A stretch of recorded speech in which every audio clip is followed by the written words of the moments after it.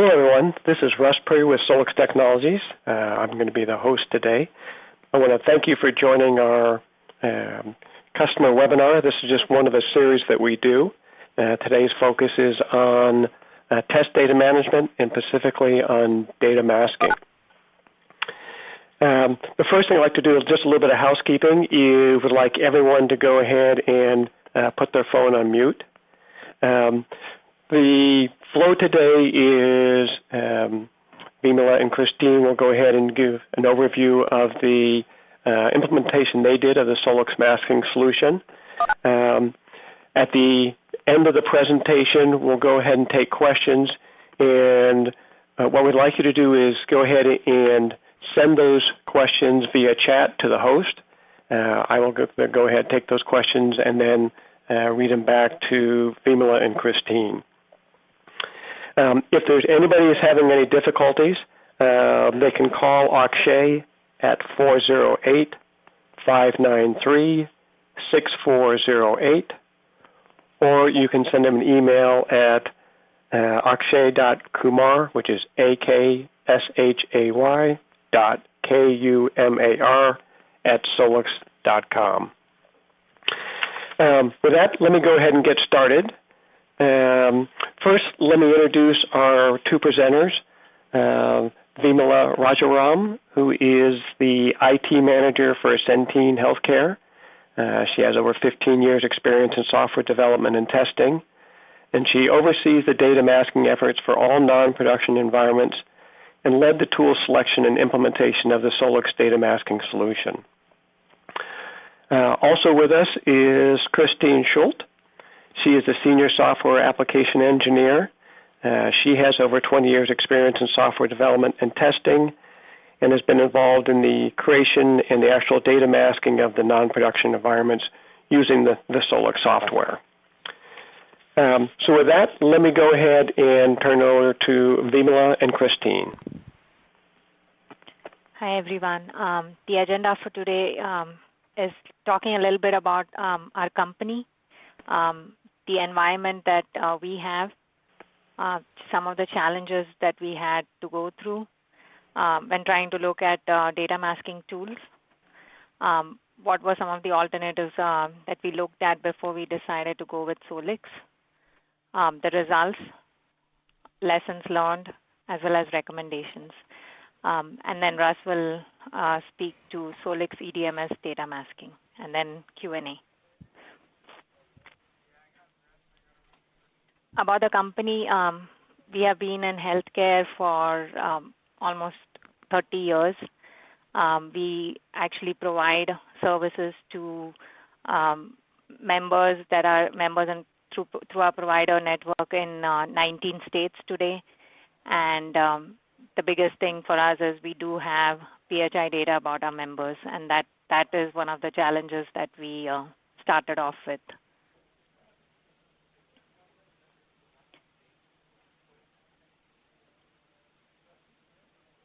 Christine, if you want to talk about the application environment. Sure. We have a variety of databases that we've worked with and have data masked so far. We're not just doing one system. We actually are doing multiple systems throughout the company. We have successfully done an Oracle database, MySQL, SQL Server. We're venturing out onto the new RoboMongo next, and we've currently started with Teradata. We've done development tests, training, different environments. It depends on really the system that we're going to data mask. And it's usually we pick just the PHI data fields that we're doing.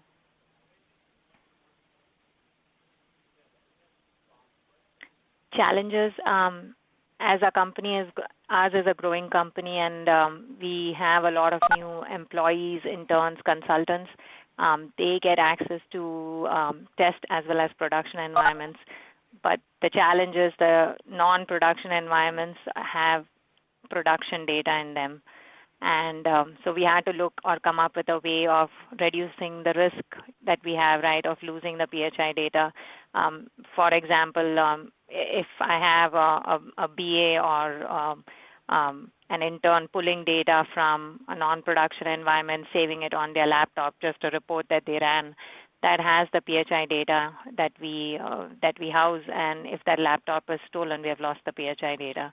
So that's the amount of risk that we were having, and we started then saying, how do we reduce this risk?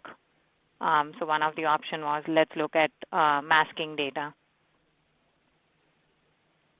The impact of challenges is trainers, they have to constantly, they provide training to people in the health plans to use the application systems. Well, when they're creating the material, the data that they're using, as I said before, is production data in a training environment. But when you're printing out the material, the trainers had to actually go through and replace or hide the PHI information so that that's not reflected in the training material. And then the biggest challenge is, of course, making sure people have access to the right environments when someone leaves the company, making sure that the access is removed, making sure that if someone doesn't need access to test or production environments, they're not given that access accidentally. Some of the alternatives that we looked at were Informatica, Optim from IBM, Grid Tools, and then Solix. There's just a ton of tools out there for data masking. So why did I pick those four? It was just through research, looking at Gartner reports, everything, putting all that together. I started going down the path of let's look at these tools first and see which one meets our needs the best. We had IBM, Informatica, Grid Tools, and Solix all give us demos, as anyone would, about their tool. The thing about Solix was the UI was very user-friendly, very simple and easy to understand. Some of the other tools, Informatica and Optim, as I remember, are, it's a lot more complicated. The UI is so busy. It didn't seem as simple and straightforward for what we were trying to do. The other thing is Solix also had a trial version that you can download from their website, and I actually did that. We actually downloaded that just from the website and tried using the user guide and doing a small sample. Again, the UI was so simple and straightforward, it didn't seem so complicated. The other tools, as I said, they have a good market, but it looked like they were so complex you would actually have to get someone, a consultant, if you will, from those companies to come and help you implement, and it looked like the implementation process would be a long drawn process to get that implemented and up and running for your organization. And so after looking at all those tools, it just, again, for us, for what we were looking for, this just seemed like simple, easy, quick to implement and start using to start seeing results. Plus, you don't have 10 different components you need to buy to get the suite for data masking. Solix, again, was very simple and straightforward in that regard. The strategies that we had for data masking, we decided to go with a 2-week training period and implementation.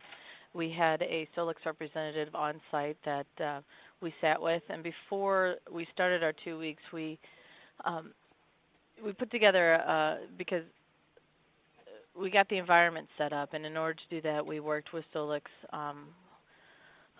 over the phone and got that set up with our server group here. We selected a simple application to set up. That way, we got our feet wet and understood where we were. We completed identifying the fields. We worked with the different departments and were able to have a list and ready for when they came on site. So we were not wasting any time or the resource that we had on site. We first decided to focus on just implementing the tool successfully and getting through one environment. Correct. And Solix, we had also purchased, we also got as part of our purchase the subsetting tool, but again, our focus was data masking first. That was the priority, so we just focused on that rather than getting drawn into different things and losing our goal in sight, which was we wanted to mask the PHI information. results of investing in data masking, of definitely the fact that we now have data that is the PHI data is masked in the non-production environments. The fact that we have been able to reduce the risk of losing PHI information. The biggest thing, again, even with regards to the trainers, they were very happy once we had done data masking in the train environment. The feedback we got is they don't have to scramble anymore to update that information or try to because they spend hours trying to fix the training material because it shows the PHI information about members, and they did not have to waste their time and effort doing that anymore.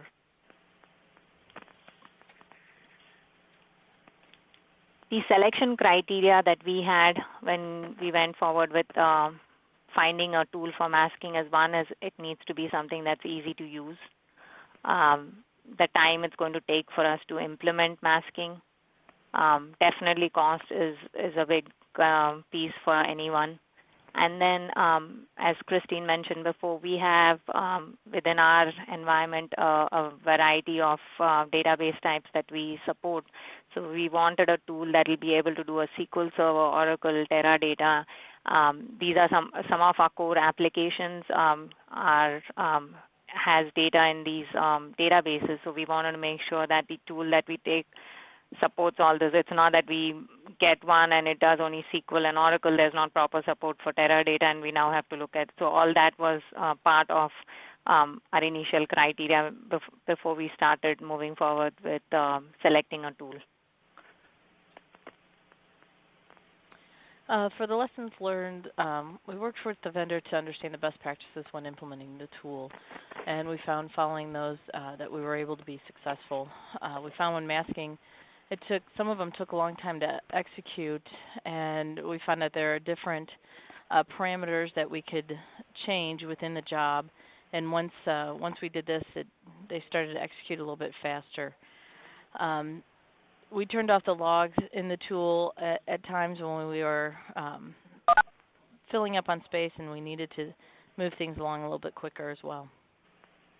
Yeah, and here I'd also like to say, if there were issues or things that we ran into, the support was very, very helpful and responsive.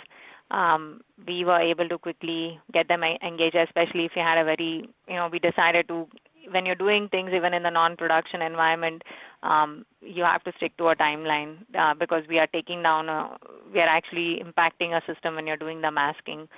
So if something was not working or not running as expected, making sure we had the right support to back us up from Solix if you had questions, that helped. Again, some of the things we learned or we requested as enhancements and things that could have helped us get this done faster or quicker. Solix took that back as issues or things they can work with or track it in an enhancement log, which again, I don't know how many companies do all that, but Solix was one that took that information back, and it was not just lost in through emails and stuff. Recommendations. The first thing I would say is, identify again what is your criteria for masking, right, before you jump into looking for tools. Figure out what that is. Talk to your clients who are using the system. That could be the development teams, the testing teams, UAT folks, end users, whoever they are, and making it clear to them what is going to be the impact of masking for them, if there is any.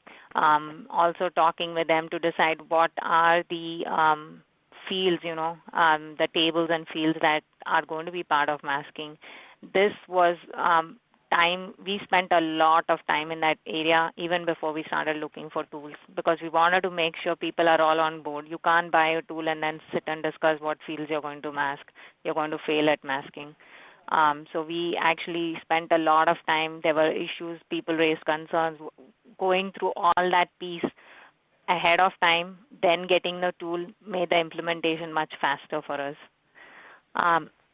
We are, making, again, doing a POC definitely helps to make sure, is this tool easy to use? Will it work with your environment? So that definitely I would recommend doing that. And again, the last piece I've already talked through that, but making sure everybody is on board with the concept of masking. Everybody understands very, very clearly when I say I'm going to mask the data, what specific fields I'm going to mask. What do I mean by masking? Am I going to have data that makes no sense in the tables, or it's going to be valid data, but it's just not going to be that member's information that I'm looking at. So just clearly explaining, we had a very nice email that clearly walked people through step by step what we were doing with masking, what fields we are masking, why are we doing masking, and we would make sure we send it out to teams so everyone understands. We made sure we actually had a meeting with the people in those teams, not just the managers or leads, but pulling those people who actually do the work, right? Because they are the ones who get impacted, making sure they totally understand, okay, when we say we're masking, this is what we're doing to your data. Are you on board? Do you have concerns? And working through those concerns. In certain cases, we found, okay, they said, we need this. We need the social, because that we do a lookup based on social. So please don't mask it. But we could mask the rest of the data. So it just depends what your needs are, because you don't want to make data that cannot be used anymore by the teams. And we do a lot of testing where you're running files from the state that you have to run through the test environment, and sometimes it has to have a match with what is already there, or it's not going to find the member.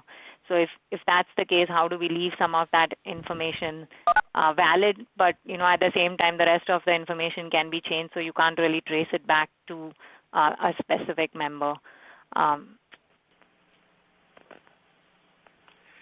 Okay. All right. Well, thank you, Vimala and Christine. I'm just going to spend just a couple minutes giving a quick overview of the product that Centene is using. It's not going to be a substitute for an actual presentation or demonstration, but want to give everybody who's listening in just an overview. So first, we've got a comprehensive test data management solution. Vimala and Christine have been talking about the data masking portion of it. But we also have a data discovery piece where you can use the product to go ahead and find the sensitive data. As they mentioned, they did purchase our subsetting capability, and this gives you the ability to create small subsets based on a criteria, and that criteria can be based as simple as just a date, maybe you just want 3 months worth of data, or it can be more complex where not only is it based on date, but maybe it's just for a specific organization or region. Maybe I just want to create a subset that has data for North America for 3 or 6 months worth of time period. Once I create that subset, I can then mask it. I can refresh that data, and then I can mask it again. And we have the ability so you can consistently mask the data.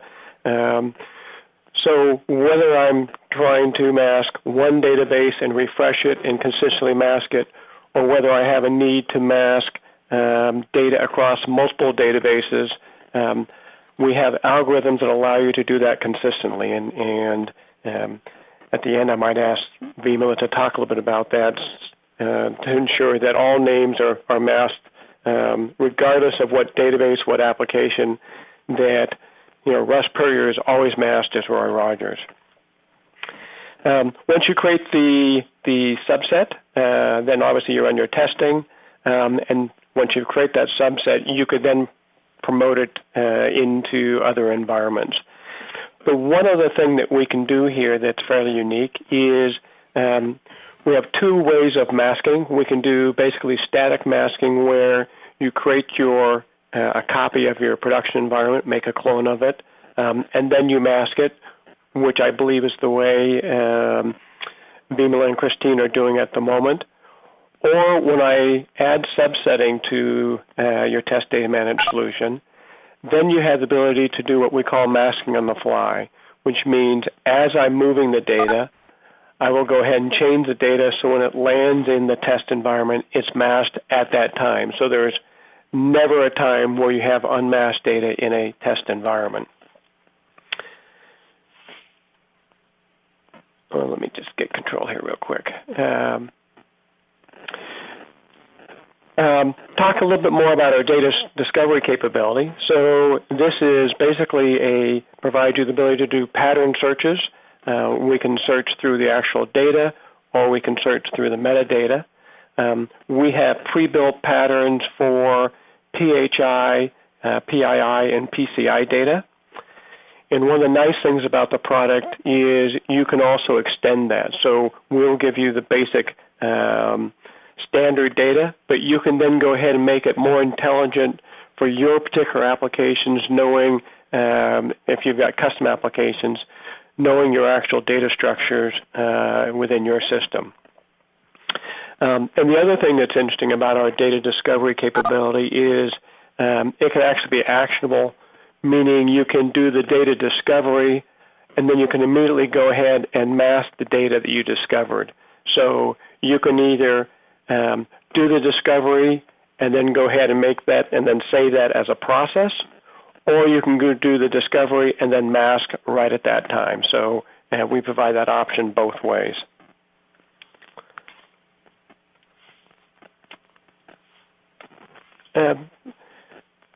Talking a little bit about the data masking solution, we have 25 plus pre-built algorithms or security rules, and those 25 algorithms are classified in basically 5 different categories. Within those security rules, we have sort of 2 types. One is data-specific types, meaning this algorithm is for a specific type of data, like date of birth or social security number or credit card.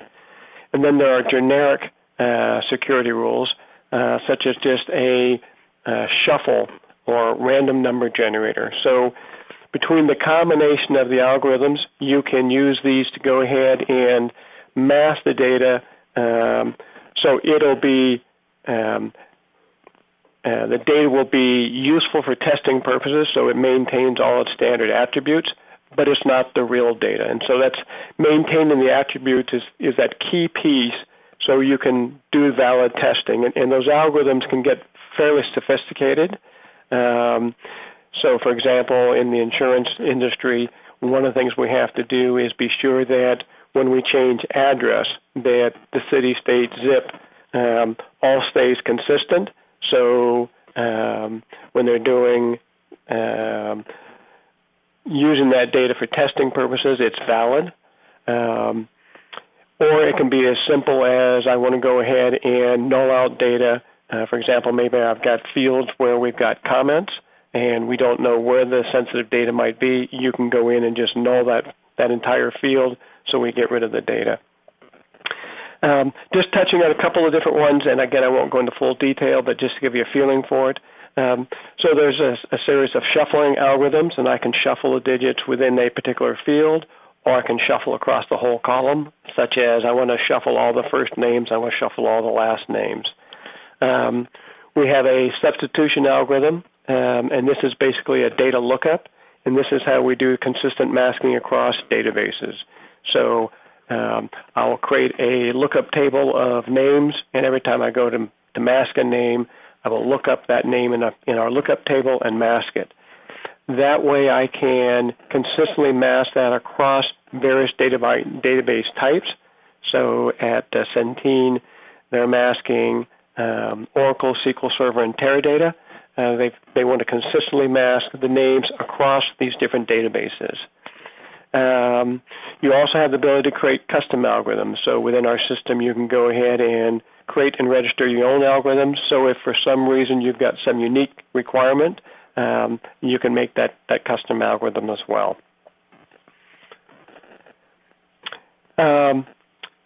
Just want to wrap up by mentioning that, and Vimala mentioned this as well.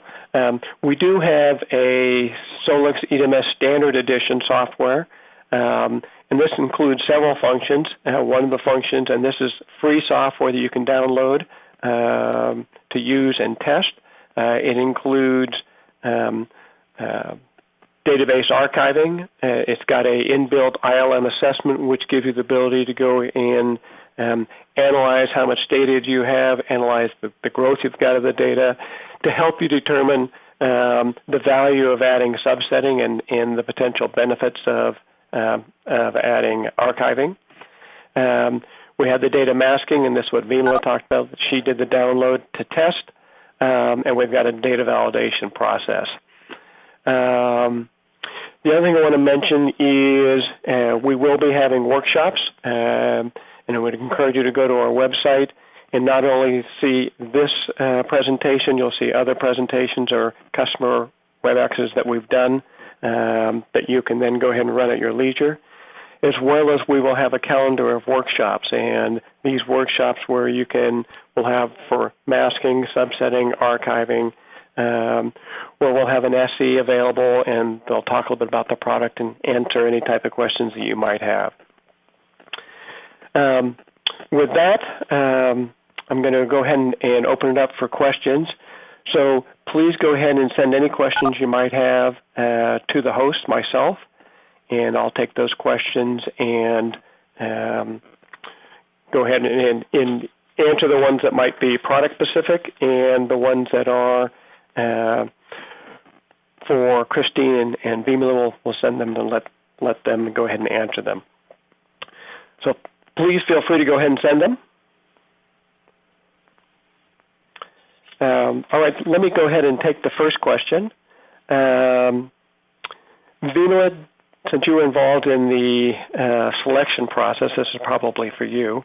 Did you consider creating your own masking scripts?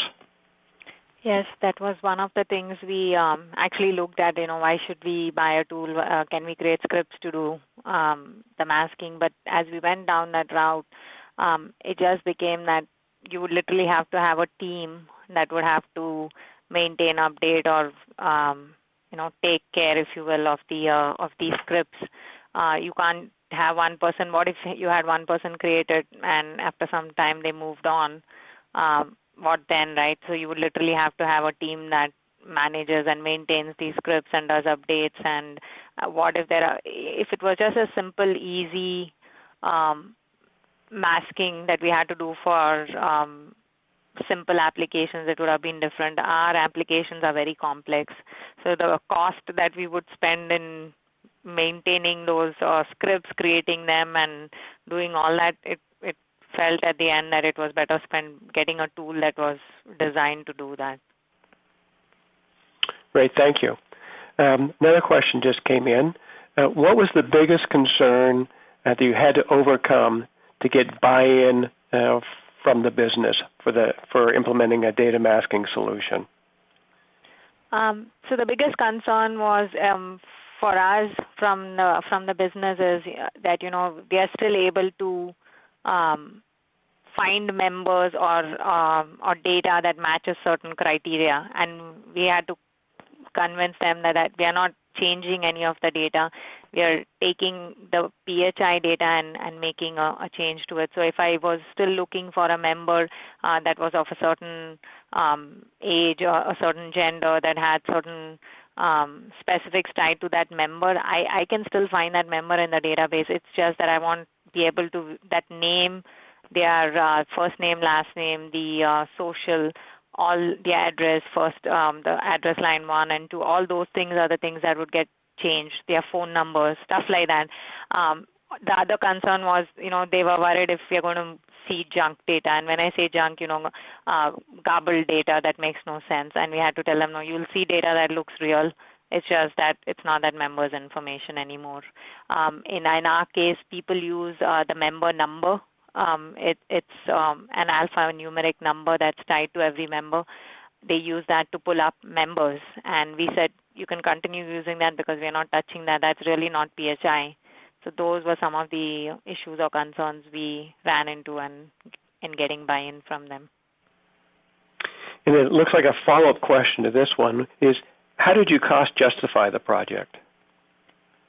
The biggest risk is losing PHI data, right? That's more expensive if I really lost that PHI information. For whatever reason, there is just, you'd never know when it's going to happen. It just happens. And if that happens, the company loses a lot more than what we decide to spend in masking the data.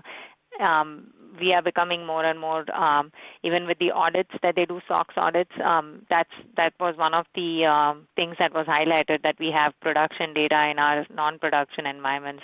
So that also helped in cost justifying this project to senior leadership. Great, thank you. Another question is, what data elements did you end up masking? I'll go ahead and take that one. Okay. Well, first we identified the PHI fields, name, address, date of birth, social, and with each one of those we worked with each department and decided which ones that they needed to be left alone. And when I say that, it's more of member number as well, because a lot of them had member number and then also provider number and things like that. We left a lot of the numbers alone. Mainly because those are the searches that they did, or they did matching on the member numbers. So when we took the names and we made sure that the names were, the person that does it needs to be familiar with databases and how they work. And if there's a gender field in there, we make sure that all the female names were masked with other female names.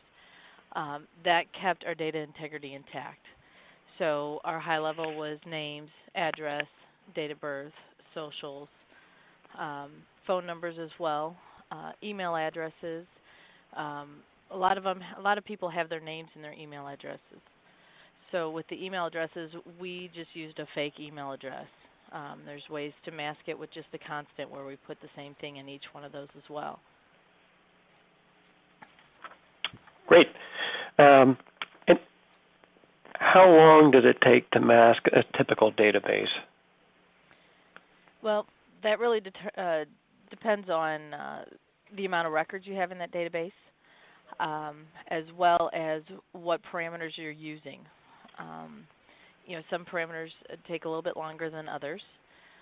When we did our databases, we had to make sure that we didn't have to take a database down per se, but it does slow it up a little bit because you're extracting data, modifying it, and reinserting it into the database. So a lot of the databases that we did had to be done after hours or on the weekends. So I can do a database in about 3 hours, and that's a couple million records. And when you're running the jobs, it's not running one big job and it's complete. You have multiple jobs to execute. I like the fact that in the tool there's also a batch job that you can run. When you set up all the individual jobs, you're setting up a name job, you're setting up an address job, a phone number job, and I can put those all together and they will run it at the same time. There's also a nice thing in there where when a job completes, you can set up that you get an email. So on the weekends, I can kick off a job, I'll get an email, and in our emails, I get a text message. So that way I know that that's complete. I can go do my validation, and I'll know when the entire thing's complete. So it really determines on the amount of records that you have in the database as well. Teradata we have found is taking a little bit longer because of the amount of data that's housed in that table. So, Christine, I'll just ask a kind of a follow-up question on that. So are you masking the jobs sort of on demand, or are you doing this as a scheduled process? Right now they're on demand. With the type of business that we're in, we do a lot of testing with health plans. And when they refresh some of the testing environments, they need to do masking. The health plans will send in, or they need to do some matching. The health plans will send in data, and we have to verify that what they're sending in is correct. So when there is a request that comes through to refresh data from production, I work with the team to find out, okay, how long we need to do validation, and then we come in and do a masking. So it's more on demand versus scheduled. Okay, great, thank you. Mm-hmm. Vimala, I think this one might be for you. Who in the organization has responsibility for the solution and the masking process? How did you determine who owns that? So it was a little bit of back and forth on that, at least for our organization. We first thought it fit well with the database team, but then the database manager, and after much discussion, it felt like it was more something that would lie with my team because we work with because you have to understand the data. You have to it's not just running the tool, right? You have to make sure you work with the business partners, the clients, everyone to make sure they're all on board. And then once you run the masking, making sure you're validating the data. You are validating, plus you're getting someone from the app side to also validate. So at that point, it felt like it would be best suited for someone on my VP's organization to take it, and then it fell into my domain basically. So we have the responsibility for the solution as well as executing masking. Great. And Vimal, I think this next question is for you as well. I think you might have touched on this a little bit. Did you use the free download that Solix has, the SE product, as part of your selection process? I did. At what point did you use it, I guess, is probably the follow-up question. It was after getting the demo from Solix. At one point I noticed they had this, and I was like, it's nice to get a demo, but it's also nice to get your hands on the tool yourself. And I'm not just talking about Solix, but any of the companies. None of the other companies we looked at had something like that, which again tells me then it's a much more complex tool. So I decided to download and evaluate it and try it myself. As I said before, I would highly recommend people doing that. Excellent. I think the next question, this might be for you as well, Vimala. Was there any impact to the testing process after you implemented masking? No, as I said before, we made sure that none of the data that we decided to mask, again, it's all in proper planning, right? Making sure you meet with the teams, making sure you have everyone understand what is clearly being done with the data. When we say masking, what are the fields? And Christine already went through those. But the fields that we are deciding to mask, once you have shared that information with everyone, got everyone's buy-in, we really didn't run into anything where it impacted someone's testing, and we found that as an after effect of masking. We have not encountered that. It's great. Okay. Clear communication there. And Russ, one of the things we did to ensure that was the case is before we masked any of the databases, we made sure that we did a backup of the database. We say that it's a production copy, but at the point where we started doing masking, there are people in there and they have test data that they're used to as well. The only thing we made sure that they were aware of is if they searched on a full name, that full name is no longer exist. That first name and that last name will still be in the database. It just would not be one that came together. So we made sure that there was a backup. We worked with the team, and we made sure that there was somebody on their team that once I masked the database, that they came in and did, ran a quick test on it to make sure that they were comfortable as well with the changes that we made to the database. Great. Excellent. Thank you. And last question, at least at the moment. Did you know all the fields that you wanted to mask, or did you end up using the Solix data discovery process at all? No, we worked with the different departments. I came in after the tool was already decided upon and not knowing any of the systems in our company. So I had to work closely with each department because they know their data. And they, we did just a general, here's the industry, here's what PHI data consists of. There are standards out there of what PHI is. And people say you're most at risk if you can take, 2 to 3 of those items and go forward with them. So we made sure that even if we left, say, the social or the state, because the different rules of the health plans within that state, that there was only one maybe that we were flexible on as far as masking in the PHI field. Great. There's one other question. Someone's asked that question about cost. We won't talk about cost on the webinar here, and would encourage you to go ahead and contact Solix, and we can talk about our pricing model. It is based on the amount of data that you mask, or the size of the databases. But we would be happy to go ahead and have that discussion. So I want to, again, thank everybody. Again, if you got any more questions, please send them here. And again, I want to encourage everybody to go to the Solix website and check the calendar for the workshops, and also take a look at any of the other webinars we've done in the past with these customers. And Christine and Vimala, I want to thank you for your time for putting this together and sharing your experience with the folks here. You're welcome. You're welcome. All right. Thank you, everybody.